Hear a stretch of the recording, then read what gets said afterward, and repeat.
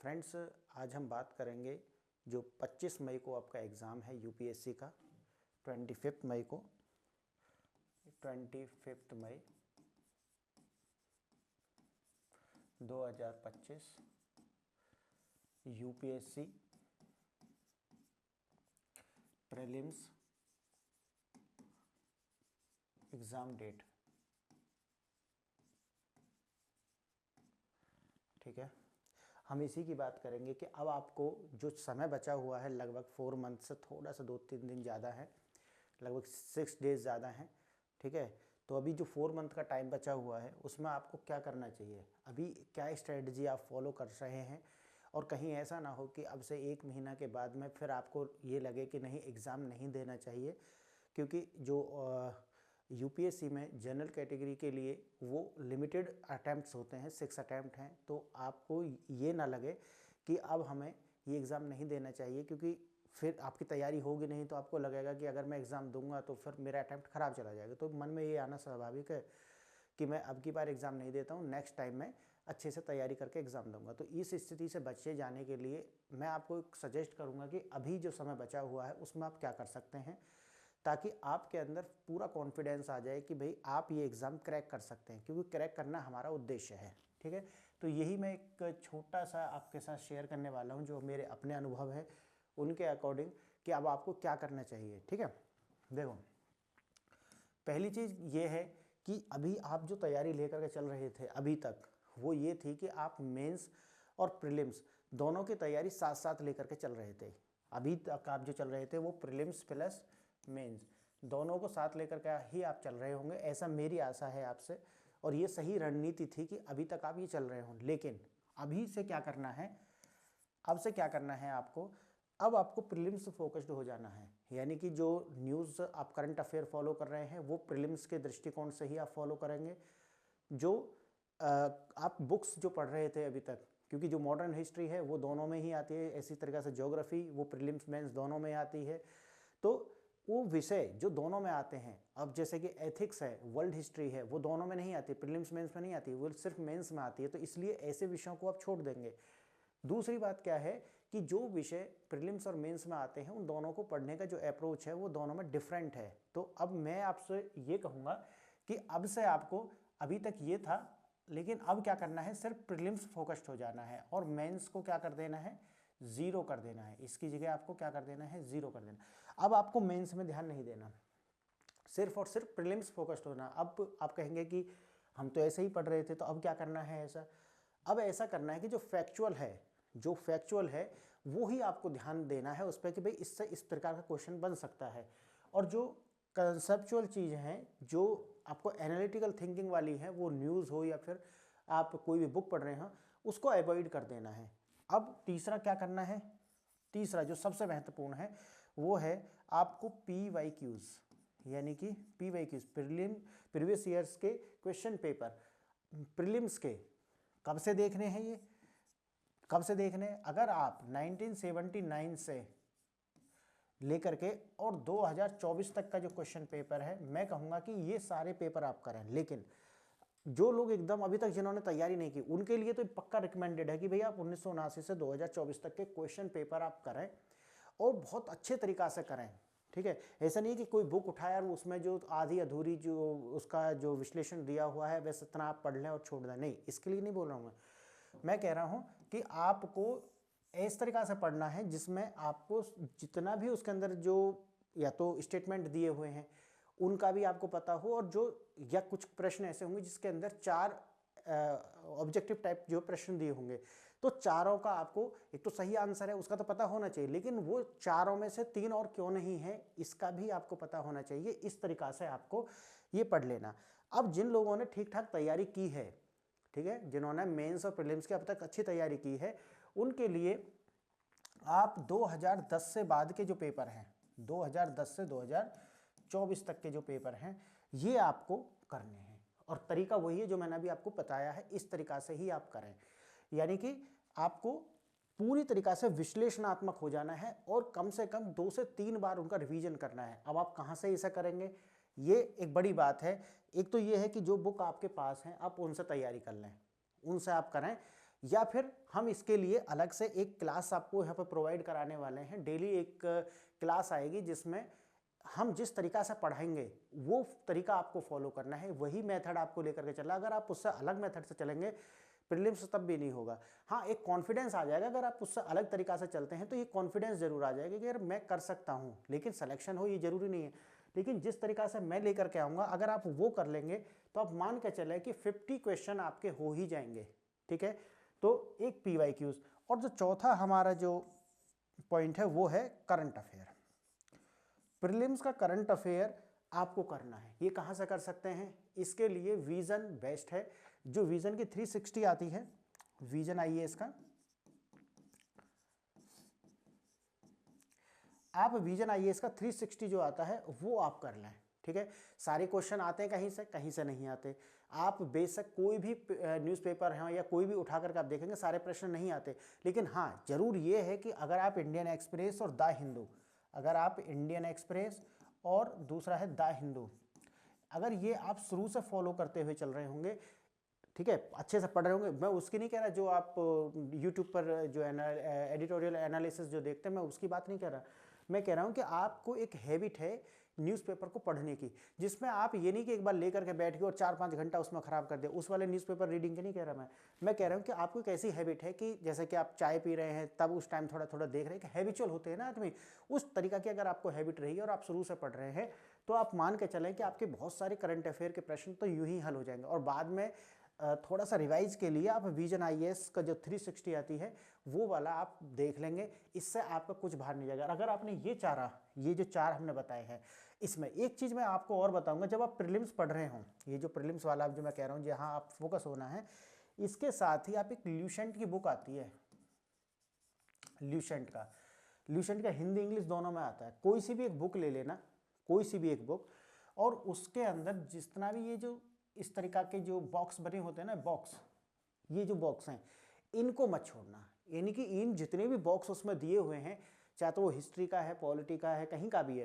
वो बॉक्स आपको जरूर 1 से 2 बार जरूर देख लेना। उसके लाइन टू लाइन मत पढ़ना उसे, लेकिन बॉक्स जितने भी है ना वो जरूर देख लेना। इससे आपको कई सारे प्रश्न जो है 5 से 7 प्रश्न आपको यहाँ से मिल जाएंगे। एक ये जरूर आप कर लेना कि भाई ल्यूसेंट हमें जरूर देख लेनी है एक बार, PYQs हमारे हो गए। और दूसरी एक चीज़ मैं आपको और बता दूं इसी में कि आपने NCERT पढ़ी होंगी, NCERT, क्योंकि ये मानते हैं कि भाई UPSC के लिए ये नहीं पढ़ा तो फिर तो सिलेक्शन नहीं होगा, है ना। अगर आपने ये पढ़ा होगा तो मैं आपको बता दूं, अब आपको क्या करना है, पूरी NCERT नहीं पढ़नी। आपको ये तो पता होगा कि कुछ सेलेक्टेड NCERT जो हमें पढ़नी होती हैं। अब जैसे कि NCERT का हिस्ट्री हो गया, पॉलिटी हो गया, ज्योग्राफी हो गया, ये जो है NCERT और खासकर साइंस हो गया, हिस्ट्री, ठीक है, पॉलिटी, ठीक है, ये, और ज्योग्राफी हो गया। ये सारी जो बुक हैं आपको 6 से 12 तक का, इनमें भी वही जो मैंने ल्यूसेंट को आपको बताया है, ये जो ल्यूसेंट का जो तरीका मैंने आपको बताया है कि सिर्फ आपको जो बॉक्स बने हुए होते हैं ना, देखो NCERT में भी आप देखेंगे तो जगह जगह आपको बॉक्स बने हुए होंगे, वो बॉक्स सारे पढ़ना है। और ये एक दिन का काम है सिर्फ। अगर शांति से भी आप पढ़ना चाहोगे तो एक एक विषय को आप ले लें, जैसे कि साइंस को लिया है, 2 दिन में इसके बॉक्स पढ़ लेना है, सारे बॉक्स। और अच्छा तरीका ये रहेगा कि जो बॉक्स है उसका स्क्रीनशॉट ले लेना, ठीक है, और डाउनलोड करके ही पढ़ना है, अगर आपके पास है तो उससे ले लेना और उसको OneNote में डाल देना और उसको 2-3 बार रिवाइज कर लेना। तो एक तो NCERT के अंदर जितने भी बॉक्स बने हुए हैं वो, दूसरा जो ल्यूसेंट है, ल्यूसेंट के अंदर जितने भी बॉक्स बने हुए हैं वो आपको छोड़ने नहीं है। क्यों? क्योंकि देखो यहाँ से आपको 10 क्वेश्चन, 8 से 10 क्वेश्चन यहाँ से मिल जाएंगे, 5-7 क्वेश्चन आपको यहाँ से मिल जाएंगे, और लगभग 35 के करीब क्वेश्चन, जो मैं तरीका बता रहा हूँ उससे 40 प्रश्न कम से कम, जो आप अपनी साइड से पढ़ेंगे तो 20 प्रश्न आपको डायरेक्ट देखने के लिए मिलेगा, जो मैं बता रहा हूँ। अगर उस तरीका से आपने पढ़ लिया, जो मैं यहाँ पे कराऊंगा अभी, उस तरीका से आपने पढ़ लिया तो आपके 40 प्रश्न जो है, आपको लगभग 40 प्रश्न तो इससे आ जाएंगे PYQ से। और जो करंट अफेयर का जो मैंने आपको बताया, अगर आपने अभी तक नहीं पढ़ा होगा कोई दिक्कत नहीं है, विजन का पढ़ लेना, 7-8-10 क्वेश्चन आपको मिल ही जाएंगे इससे, करंट अफेयर से, वो हो जाएंगे आपके, ठीक है। ज़्यादा जितने भी आएंगे उसमें से 10 क्वेश्चन यहाँ से हो जाएंगे, और आपको कुछ जो टोटल जो प्रश्न है वो लगभग 50 के आसपास चाहिए, ठीक है। पेपर इजी आएगा तो 55, और वो अपने आप ही स्कोर बढ़ जाएगा इतना। ऐसा नहीं कि आप सोच करके चलेंगे कि नहीं मुझे तो 50 ही करके आना, नहीं। अगर पेपर इजी आएगा तो आपका अपने आप ही 60 पहुंच जाएगा। अगर तैयारी आपकी इस लेवल की है कि हार्ड जो क्वेश्चन पेपर है उसमें अगर आप 45-50 कर रहे हैं तो इजी में अपने आप ही वो, क्योंकि जो ऑब्जेक्टिव टाइप जो प्रश्न होते हैं उसमें जो पेपर सेटर है वो इसी तरीका से सेट करेगा कि अगर किसी का भी सही होगा तो आपका भी सही होगा। तो इस तरीका से आप ये जो अगर रणनीति है, ये जो मैंने, आप इसे अगर 4 पॉइंट में नहीं लेंगे तो 5 में इसे कर लेना, और 6 यानी कि 6 पॉइंट इसे कर लेना। तो 6 पॉइंट के अंदर मैंने इस तरीका से आपको समराइज करने का प्रयास करा है कि अब आपको ये ही करना है।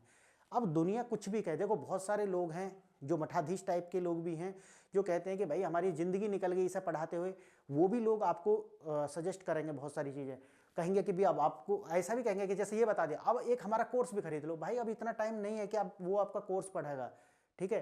तो बेहतर ये होगा कि जो मैंने आपको बताया, और ये जो बुक हैं ये लगभग सभी के पास होती हैं। दूसरी चीज़ मैं आपको बताऊं, जितनी भी स्टैंडर्ड बुक होती हैं, आपने मेरे प्रीवियस लेक्चर्स देखे होंगे तो वहाँ पर मैंने देखा होगा कि मैंने जो बुक्स हैं उन्हें 2 भाग में डिवाइड कर दिया है, ठीक है। एक होते हैं जो एनसीईआरटी हैं, बेसिक बुक हैं, और दूसरी होती है स्टैंडर्ड बुक्स। और जो तीसरे टाइप की बुक होती है वो वैसे यूपीएससी में कोई पढ़ता नहीं है, लेकिन अगर आप वो बुक पढ़ेंगे तो फिर आपको वो रैंकर वाला जो है ना, फर्स्ट रैंक सेकंड रैंक उस टाइप का हो जाएगा। लेकिन वो बुक जो है वो आप यूपीएससी में आकर उन्हें पढ़ें तो पॉसिबल नहीं है। लेकिन आप मेरे पीछे प्रीवियस लेक्चर्स देखेंगे तो उनमें मैंने आपको बताया है कि वो कौन लोग हैं जो वैसी बुक पढ़ करके आते हैं। वो फैमिली बैकग्राउंड और बहुत सारी चीज़ उसमें होती हैं, लेकिन मैं उनकी बात यहाँ नहीं करूँगा, मैं तो सिर्फ उन्हीं की बात कर रहा हूँ जो अभी आपको देखना है। तो जो स्टैंडर्ड बुक हैं जिसमें कि आपका राजीव अहीर, आप मॉडर्न हिस्ट्री के लिए पढ़ते हैं विपिन चंद्रा, तो मैं राजीव अहीर के लिए कहूँगा कि राजीव अहीर आप पढ़ें। ऐसे अगर आप आर्ट एंड कल्चर के लिए पढ़ते हैं तो नितिन सिंघानिया सर का बुक है, उससे बेहतर बुक है नहीं, ठीक है। और अगर ओल्ड एनसीईआरटी में 2 ही बुक आती है, मेडिवल और एंशिएंट के लिए, उन्हें ही पढ़ना है आपको, ठीक है। श्याम शरण शर्मा की आती है, एक और आती है, ठीक है। उनको जो कि आप मेरे प्रीवियस लेक्चर में जाकर देख लें, करना है क्या, वो बुक अभी पढ़ने का टाइम आपके पास नहीं है। मैं फिर आपको बता दूं, समरी कहीं से नहीं पढ़ना है, क्योंकि उससे कुछ नहीं होता, सिर्फ मन आपका बहलेगा और इससे ज़्यादा कुछ उससे आएगा भी नहीं। अगर आपको सिलेक्शन लेना है तो अब बेहतर ये होगा कि जो बेसिक बुक हैं, ये बेसिक बुक अगर आपने पढ़ी हुई हैं, अभी तक आपने पढ़ा है, तो बेशक एक बार जो आपकी स्टैंडर्ड बुक्स हैं उनको भी देख लेना। एक सिंगल बुक फॉलो करना है, उसी को आपको पढ़ना है, और हो सके तो A4 साइज पेपर पर नोट्स बनाते ही चलना है, डिजिटल नोट आप बना सकते हैं वन नोट के अंदर। और एनसीईआरटी का जो मैंने बताया लाइन टू लाइन मत पढ़ना। अगर आपके पास टाइम है, आपने पढ़ा हुआ, तब तो मैं कहता नहीं हूँ, ठीक है। नहीं तो बॉक्स जरूर पढ़ लेना, ल्यूसेंट में जितने बॉक्स बने हुए, टेबल बने हुए हैं, वो जरूर पढ़ लेना। और उसके बाद में जो मैंने आपको बताया है, अभी आपको प्रीलिम्स फोकस रहना है बिल्कुल। करंट अफेयर कहीं से अगर आप चैनल से देख भी रहे हो, आता है नहीं वहाँ से, फिर आपको बता दे रहा हूँ, वहाँ से नहीं आएगा। पूरे महीना में से एक क्वेश्चन नहीं आएगा, यानी कि 30 डेज आप खर्च करेंगे, उसके बाद भी आपको एक क्वेश्चन वहाँ से नहीं मिलने वाला। क्लियर है। और ऐसा नहीं कि 30 डेज का आप इतना सारा मटेरियल याद रख लेंगे, तो बेहतर होगा कि जो नेचुरल तरीका है आप उसी से जाएं, समझ गए। तो नेचुरल तरीका से ही आपको जाना होगा। और नेचुरल तरीका ये है कि अब डे बाई डे 2 न्यूज़पेपर आपको अपनी हैबिट होनी चाहिए कि भाई आपको बैठते उठते देखते रहेंगे, उससे इतने सारे क्वेश्चन हल हो जाएंगे, वो दृष्टि पैदा हो जाएगी। वो अभी होती नहीं है, तो लगता है कि यार प्रत्येक प्रश्न कहाँ से आ रहे हैं, सब वहीं से आ रहे हैं। लेकिन वो जो दृष्टि है वो पैदा करेंगे, और वो हम पैदा करेंगे। आने वाले टाइम में देखेंगे कि मैं यहाँ पर बहुत सारी चीज़ लेकर के आने वाला हूँ। तो फिलहाल तो अभी हम इतना करेंगे कि जो अभी आपका 25 मई को पेपर है, उससे पहले आपको आपका प्रीलिम्स निकले, इसकी हम एक श्योरिटी पैदा करना चाहते हैं कि आपका प्रीलिम्स निकले। सबसे बड़ी हर्डल खासकर हिंदी मीडियम में भी यही है कि प्रीलिम्स नहीं निकल पाता, और उसके लिए जो प्रीलिम्स निकाल भी लेगा तो समझो कि भैया बहुत बड़ी जंग जीत गया। तो ये जो है ना, ये वाला जो एक स्टिग्मा है, या एक तरीका से ये बना हुआ ना कि यार प्रीलिम्स निकल जाए, तो भाई प्रीलिम्स निकलना आसान है, टिपिकल उसे हम बना लेते हैं। हम सोचते हैं इतना सारा पढ़ो, इतना पढ़ो, इतना पढ़ो कि बस 100 में से 100 क्वेश्चन करके आने। नहीं, आपको टारगेट रख के चलना है कि इस तरीका से हमें पढ़ना। तो फिलहाल अभी जितना टाइम बचा हुआ है, आप ये स्ट्रेटजी लेकर के चलेंगे तो आप देखेंगे कि आपका सिलेक्शन होगा ही होगा, ये बिल्कुल श्योर हो जाएं आप, ठीक है। प्रीलिम्स आपका निकल जाएगा। तो फ्रेंड्स, आज के लिए यही मैंने आपको बताया है, और अब जो नेक्स्ट लेक्चर्स आएंगे वो आएंगे कि हम प्रीलिम्स के PYQs जो है उनकी एक सीरीज लेकर आएंगे, डिफरेंट तरीका से कराने वाले हैं। देखो, अब बहुत सारे चैनल्स पे बहुत सारे लोग करा रहे हैं, लेकिन वो खाना पूर्ति है, उससे कुछ नहीं होने वाला। हम कराएंगे यहाँ पे इस तरीका से कि जो पेपर आया हुआ है उसमें जो आंसर है, ठीक है भाई, उसका तो आप विश्लेषण करेंगे, लेकिन जो और बचे हुए उसके जो या तो वो स्टेटमेंट दिए हुए हैं या फिर और दूसरे जो MCQ हैं, ठीक है, ऑब्जेक्टिव टाइप जो बचे हुए हैं 1 2 3, वो उनके सारे के आंसर कि भाई ये क्यों नहीं है, और क्योंकि नेक्स्ट टाइम जो प्रश्न आएगा ना वो उन्हीं से बन के आएगा किसी से भी, तो इसलिए मैं उन्हें भी कराऊंगा। तो ये मेरा आने वाले समय में टारगेट है। तो जो बचे हुए 4 महीना है, अभी 4 मंथ्स है, उनमें ये लेकर के चल रहा है कि प्रीलिम्स और कर लेना है, ठीक है। तो आज के लिए इतना ही। आपने मेरी बातों को इतने ध्यान से सुना, इसके लिए बहुत बहुत धन्यवाद। नमस्कार।